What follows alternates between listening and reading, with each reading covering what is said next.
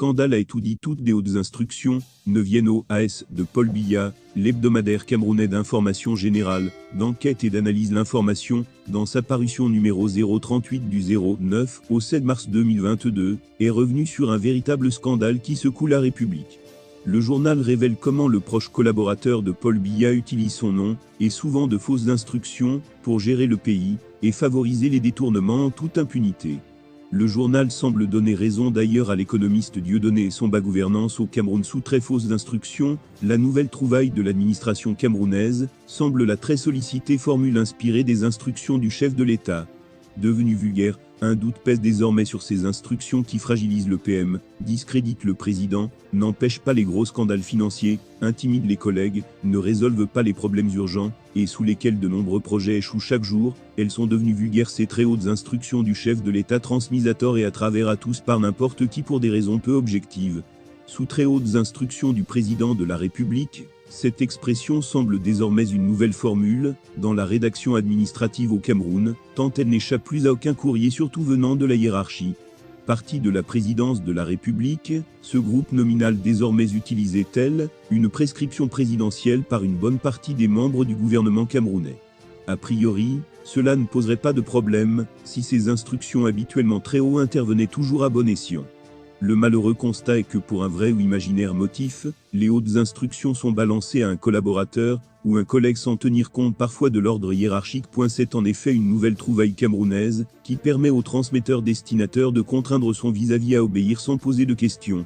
L'économiste Dieudonné et son bas est celui qui semble avoir vu juste, lorsqu'il a tout récemment affirmé, dans une de ses sorties épistolaires que « les hautes instructions sont devenues la passerelle où peuvent transiter toute décision et son contraire, sans le moindre besoin de justification, et sans la moindre souci de la cohérence ». Les hautes instructions au Cameroun, on les applique, sans hésitation, ni murmure point et quand bien même, ces hautes instructions nous commanderaient un premier ministre ou même, un président du Cameroun, nous n'aurons plus qu'à baisser la tête de soumission, poursuivait-il. Normal. Qui peut discuter une instruction, une vraie très haute instruction du chef de l'État? Sauf qu'à observer de près ces très hautes instructions se sont pour la plupart du temps avérées être des très fausses instructions. Tellement fausses que non seulement, elles n'ont aucun impact positif sur la gestion du pays, mais aussi n'ont aucun crédit aux yeux de ceux à qui elles sont adressées, les membres du gouvernement et autres hauts responsables administratifs. Des exemples illustratifs se puisent à l'appel. Sous très hautes instructions du président de la République, des nombreux grands chantiers du Structuro ont été lancés sur toute l'étendue du territoire national depuis plus de 10 ans. À ce jour, ceux d'entre eux qui n'ont pas été abandonnés restent inachevés.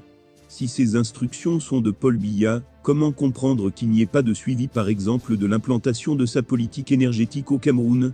Les problèmes de délestage que rencontre le pays en ce moment sont incompréhensibles. Le barrage de Manville, dont la construction a coûté plus de 425 milliards de FCF, pour produire 225 MW, ne produit à peine 35 MW aujourd'hui.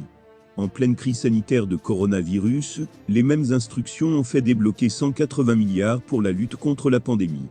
Seulement ces fonds ont été détournés par des responsables bien connus selon le rapport de la Chambre des comptes.